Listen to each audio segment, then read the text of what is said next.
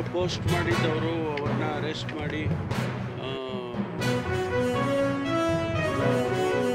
ರಾಷ್ಟ್ರದಲ್ಲಿ ಅರೆಸ್ಟ್ ಮಾಡ್ಕೊಂಡು ಕರ್ಕೊಂಡು ಬಂದಿದ್ದಾರೆ. ಅವ್ರ ಮೇಲೆ ಏನು ಕ್ರಮ ತಗೋಬೇಕು ಕಾನೂನು ಪ್ರಕಾರ ಕ್ರಮ ತಗೊಳ್ತಾರೆ. ಮತ್ತು ಅವರಿಗೆ ಎಲ್ಲ ರೀತಿಯ ಭದ್ರತೆಯ ವ್ಯವಸ್ಥೆಯನ್ನು ಕೂಡ ಮಾಡಿದ್ದಾರೆ.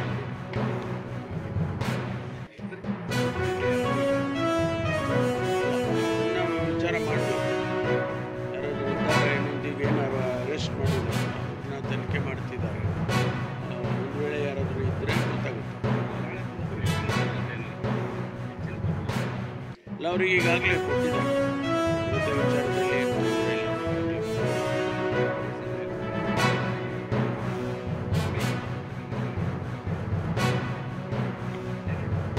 ಅಲ್ಲ, ಖಾಸಗಿಯಾಗಿ ಯಾರಾದರೂ ಕಾರ್ಯಕ್ರಮ ಮಾಡಬೇಕು ಮತ್ತು ಧಾರ್ಮಿಕ ಕಾರ್ಯಕ್ರಮ ಆ ಜಾಗ ಸರ್ಕಾರಿ ಸ್ಥಳಗಳಲ್ಲಿ ಮಾಡಬೇಕಾದ್ರೆ ಅದನ್ನು ನಿಷೇಧ ಮಾಡಿ ಅಂದರೆ ಅಥವಾ ಪರ್ಮಿಷನ್ ತಗೊಳ್ಳಿ ಅಂತೇಳಿ ಹಿಂದೆ 2013ರಲ್ಲೇ ಆದೇಶ ಮಾಡಿದ್ದಾರೆ.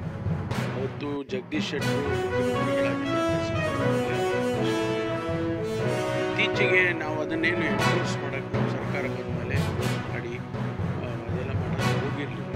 ಈಗ ಇತ್ತೀಚೆಗೆ ಕೆಲವು ಸಂಘಟನೆಗಳು ಅದನ್ನು ದುರುಪಯೋಗ ಮಾಡ್ಕೊಳ್ತಾರೆ ಹಾಗೆ ಅಂತೇಳಿ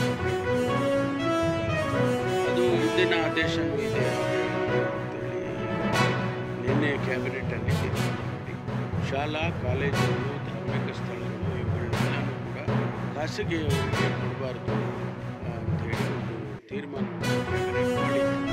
ಕುಣಿಗಲ್ ವ್ಯಾಪ್ತಿಯ ಕುಣಿಗಲ್ ಬಸ್ ಸ್ಟ್ಯಾಂಡಿನ ಹಿನ್ನೆಲೆಯಲ್ಲಿ ಸಾಕಷ್ಟು ಗೊಂದಲಗಳನ್ನು 2 ದಿನದಿಂದ ನೋಡಿದ್ದಂಥ ಹಿನ್ನೆಲೆಯಲ್ಲಿ ನಮ್ಮ DC ಆದಂಥ ಚಂದ್ರಶೇಖರ್ ಅವರು ಸಹ ಬಂದಿದ್ದಾರೆ. ಕುಣಿಗಲ್ಗೆ ಕರೆಸಿದ್ದೇನೆ.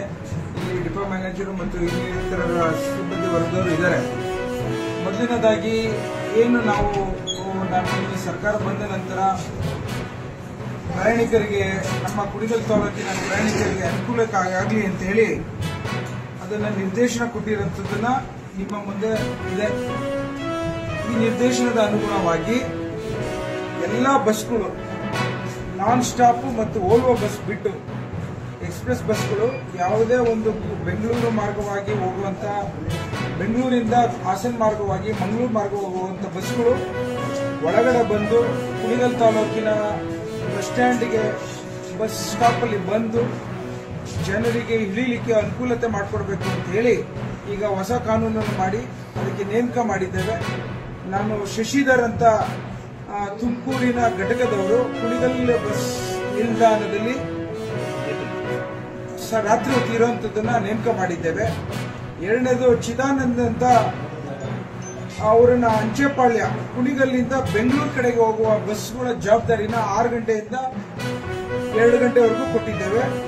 ಹಾಗೇನೆ ನಾಗರಾಜ್ ಅಂತ ಅಂಚೆಪಾಳ್ಯದಿಂದ ಬೆಂಗಳೂರಿಂದ ಕುಣಿಗಲ್ಗೆ ಬರುವಂತ ಗಾಡಿಗಳು 2 ಗಂಟೆಯಿಂದ 8 ಗಂಟೆವರೆಗೂ ನೋಡ್ಕೊಳ್ಳೋಂಥ 10 ಗಂಟೆವರೆಗೂ ನೋಡೋಂಥ ಜವಾಬ್ದಾರಿ ನಾಗರಾಜ್ ಅವರು ಕೊಟ್ಟಿದ್ದೇವೆ.